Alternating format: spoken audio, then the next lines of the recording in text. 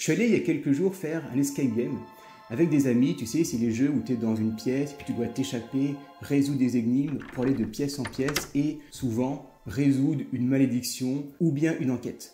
Et dans cet escape game, qui était plutôt orienté, on va dire, magie, il y avait un instrument insolite, quelque chose que j'ai toujours voulu acheter, mais j'ai jamais pris le temps en fait de le faire. Et je me suis dit, comment faire, parce que j'adore cet instrument, comment jouer quelque chose au piano et en même temps jouer cet instrument. Parce que je me suis dit, en faisant l'escape game, que ça pourrait rendre quelque chose de vraiment top. Alors quand on a fini l'escape game, on est allé manger et ensuite le soir même, j'ai commandé cet instrument et j'ai commencé à faire quelques tests. Et puisque je suis devant mes caméras à te faire cette vidéo, c'est que le test a été un succès et je te montre tout ça dans cette vidéo.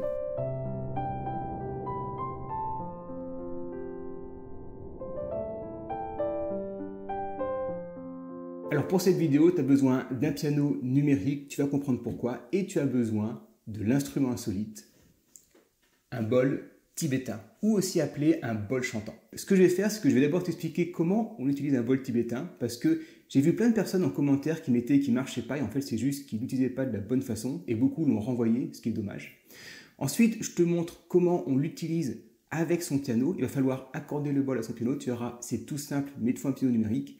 Et ensuite, troisième partie, je te montre un petit morceau à jouer, tu as une petite mélodie où en fait, le but, c'est qu'on va faire résonner ce bol qui va être à la place de la main gauche, donc ta main gauche va jouer avec ce bol, et la main droite, tu vas voir, je t'ai préparé une petite mélodie, quelque chose de féerique, quelque chose de très apaisant, de très relaxant, et tu verras que la note bourdon du bol plus la mélodie, ça rend super. Comme d'habitude, tu as les chapitres dans la description. Si jamais je veux passer directement au chapitre avec le piano et le bol, bah, tu peux y aller directement, mais c'est quand même bien de connaître un peu l'instrument avec lequel on joue. Et petit aparté, voici enfin le nouveau studio piano qui n'est pas encore totalement fini, mais ça a quand même déjà plus de gueule qu'avant. D'ailleurs, si tu veux que je te fasse par exemple un vlog sur comment on crée un studio piano, comment j'ai fait, quelles sont un peu les coulisses, parce que tu vois pas, mais il y a une armée de lumière, de caméras, de sons qui sont partout, et bien mets-le-moi en commentaire et je te ferai un vlog pour t'expliquer tout ça.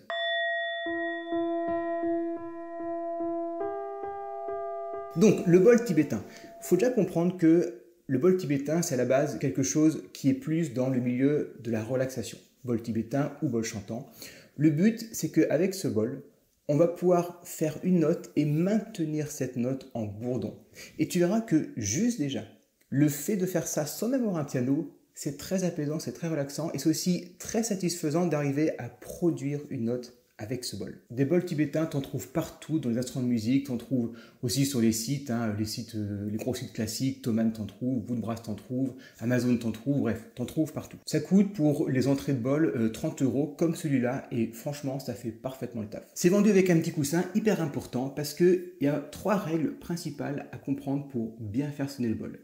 La première, c'est que la surface du bol en contact doit être la plus petite possible. C'est-à-dire que si je prends mon bol comme ça et que j'essaie de le faire chanter, ça ne marchera pas. Il y en a beaucoup qui se sont fait avoir ou même qui le tenaient sur la paume de la main et ça ne marchait pas. Alors, il y en a où ça marche, mais il faut des gros bols. Parce que forcément, quand le bol est gros, la surface est plus petite, proportionnellement. Là, même si je le tiens comme ça, ça ne marchera pas. Donc, hyper important, mets-le sur le coussin. La deuxième chose, c'est comment faire tourner le bâton. Parce que tu vas voir qu'on va devoir faire tourner ce bâton pour produire un son. Donc le bâton, alors il y a différentes techniques, mais moi ce que je fais, c'est qu'au lieu que ce soit le poignet qui travaille comme ça, et donc en fait le maillet sera en biais, ce qui n'est pas forcément la bonne chose, je vais plutôt faire travailler l'avant-bras pour que mon maillet il soit parfaitement droit. Et donc le but, ça va être de frotter tout doucement avec le feutre le bol.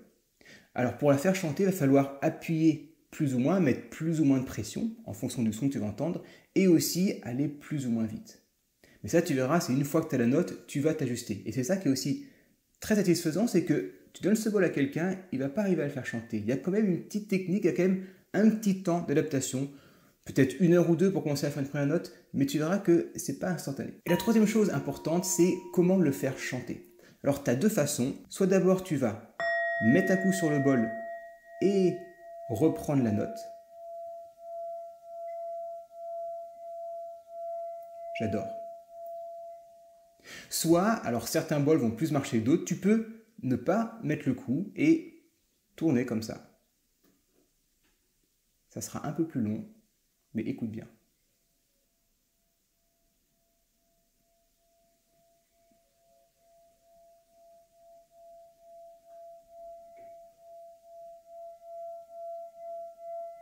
Et c'est très satisfaisant d'arriver à produire un son comme ça qui vient petit à petit. Ça permet aussi de prendre un peu le temps de faire, d'être concentré sur quelque chose. Alors je ne vais pas sonner trop fort parce que mes micros, sinon je pense qu'ils vont saturer. D'ailleurs j'espère qu'on va bien l'entendre. Donc ça c'est les 3 choses pour faire chanter ce bol.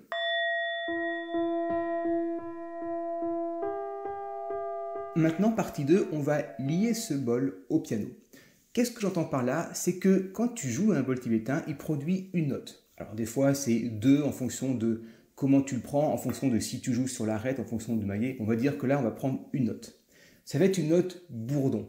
Donc, avant de jouer une mélodie sur le piano, il faut déjà savoir dans quelle tonalité on est. Quelle va être la note que va produire ce bol. Donc, ce que tu fais, c'est que tu vas jouer un coup le bol et tu vas aller dans les aigus et essayer de trouver la bonne note. Toi. Là, on sent qu'il y a une grosse dissonance, mais on n'est pas loin. Je fais mon Fa. Et là, tu vois qu'en fait, la note s'entend. Là, je fais le Mi. Je fais mon Fa. Et bien, tu entends qu'on est entre les deux. On est entre le Mi et le Fa. Parce que chaque bol tibétain, en fonction de comment il est construit, en général, c'est de façon artisanale, il va forcément produire des notes un peu différentes. Ce n'est pas calibré comme un piano, par exemple, ou une guitare. Donc, une fois que tu as repéré entre quelle note il est, alors il se peut qu'il soit sur une note pile poil, je pense que c'est assez rare, on voit qu'il est entre le Mi et le Fa. Et c'est parfaitement normal parce qu'en fait, le piano est un instrument tempéré, chaque son est découpé. Donc on va palier par palier par palier. Mais en fait, la musique, le son, il progresse de façon linéaire. C'est-à-dire que le son, c'est ça. Et tu vois que là, il n'y a pas de palier, le son, il va faire ça. Et donc, ce qui veut dire qu'entre le Mi et le Fa, tu as une infinité de notes. Donc, pourquoi faire un piano numérique? Parce que là, il est accordé en 440 Hz, le fameux La 440 Hz, mais tu peux choisir n'importe quelle fréquence. Je te montre sur mon piano comment ça se passe, comment c'est fait, mais tu verras que chaque piano numérique te permet de changer la fréquence. Donc là, je suis dans mon piano, je vais dans mes options. Le Kawai CA, ils sont super pour ces écrans, c'est vraiment quelque chose de très très bien. Et tu vois ici, tuning, c'est la fréquence. Et là, je suis en 440 Hz. Donc ce que je vais faire, je vais jouer mon bol et le Mi. Je sens qu'il faut que je monte un peu. Donc je vais monter d'un cran. Par exemple, si je remonte encore d'un cran, et là je suis nickel. Donc là, pour donner une idée, je suis à 452 Hz au lieu de 440. Mais c'est vraiment propre à mon bol. Si j'avais 10 bols différents, eh ben, j'aurais sûrement 10 fréquences différentes. Donc maintenant qu'on a lié notre bol à notre piano, on va passer à la partie 3, c'est-à-dire jouer un morceau avec ce bol. Et tu verras que ça va être un très bon exercice parce que tu vas devoir te concentrer au niveau de ta main gauche sur autre chose que le piano. Ça va développer ta concentration, ça va développer aussi ton indépendance parce que là, il va vraiment falloir jongler sur 2 instruments différents et ça va développer plein d'autres techniques. C'est pour ça que j'ai fait cette vidéo, c'est que c'est hyper intéressant d'aller toujours un peu plus loin dans la pratique du piano et surtout de jouer du piano avec d'autres instruments aussi.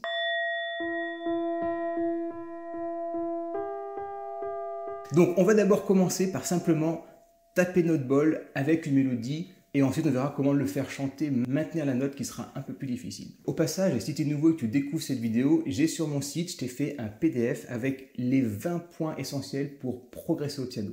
Comme ça, tu peux le télécharger, l'imprimer, le mettre sur ton piano et être sûr que tu valides bien ces 20 points. C'est hyper important parce qu'il se peut que ta progression au piano soit lente ou soit même bloquée parce qu'il y a des points que tu ne respectes pas. Tu verras, je te mets ça dans la description, sous la vidéo, ou tu trouveras directement page d'accueil de mon site. Tu as plein de contenus gratuits qui sont super qualitatifs que tu peux télécharger. Donc ce qu'on va faire, on va prendre une gamme pentatonique mineure. On va la prendre là pour mon exemple, c'est en Mi, donc ça fait ça.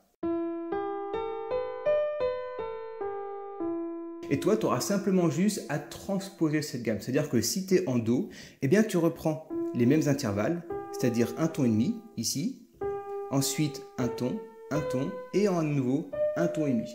Donc tu reprends en, par exemple, on va dire en La, un ton et demi, un ton et demi. Tu transposes. Donc là, je suis...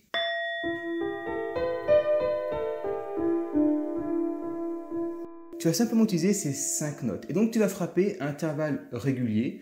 Pas la peine de mettre un tempo ou un métronome, il faut que ce soit apaisant, relaxant dans l'esprit du bol tibétain. Donc par exemple, ça peut donner ça. Je te joue un petit truc doucement. C'est assez libre et c'est ça le but, c'est de ne pas se cloisonner, c'est d'être libre et ce que tu fais. C'est de l'improvisation au final avec très peu de notes. Je te fais une démonstration.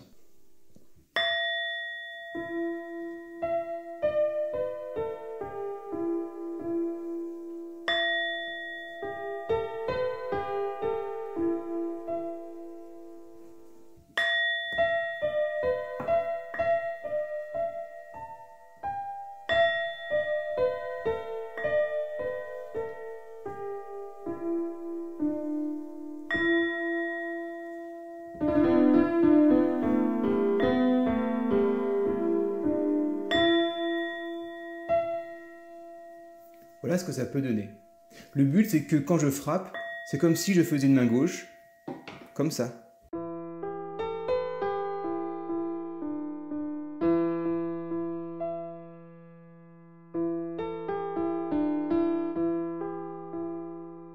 Donc au début, commence simplement par frapper le bol et faire une petite gamme pentatonique, tu la montes par exemple. Et tu la redescends. Tu peux refaire pareil.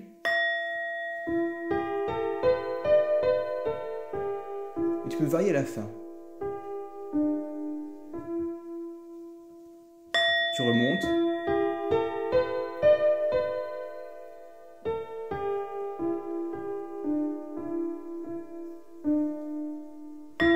Les demi ensemble.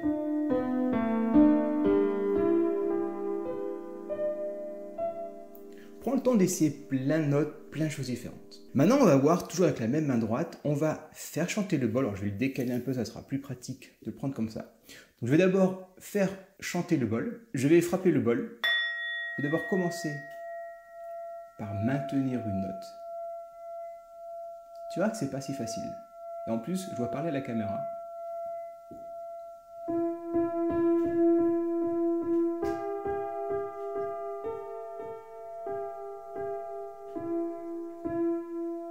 C'est extrêmement relaxant.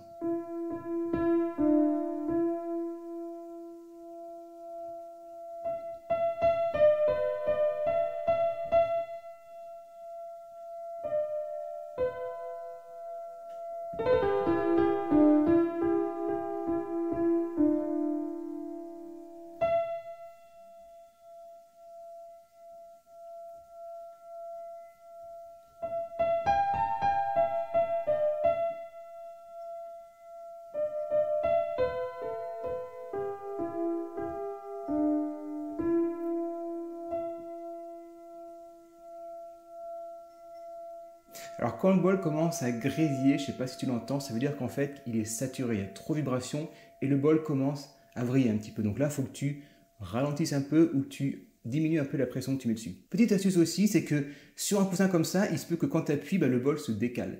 Donc il existe aussi des espèces de gros, alors c'est pas des élastiques parce que ça ne s'étire pas, mais des cercles comme ça, en plastique, qui sont beaucoup plus stables pour le bol. Donc fais attention quand tu joues, de pas trop le pousser, hein, toi comme ça, et qu'il tombe. Ça serait dommage. Mais peut-être qu'il produirait une note différente. Ça demande un petit peu de pratique, un peu de travail. Tu verras, c'est pas si facile, mais ça va être très bon pour ton piano. Et surtout, tu verras que tu peux passer beaucoup de temps à faire ça. C'est extrêmement apaisant. Et c'est très joli. Et ça permet aussi de voyager un peu, tu vois, dans d'autres pays, d'autres sonorités, d'autres instruments. D'ailleurs, je vais essayer de refaire d'autres vidéos avec des instruments comme ça, un peu insolites.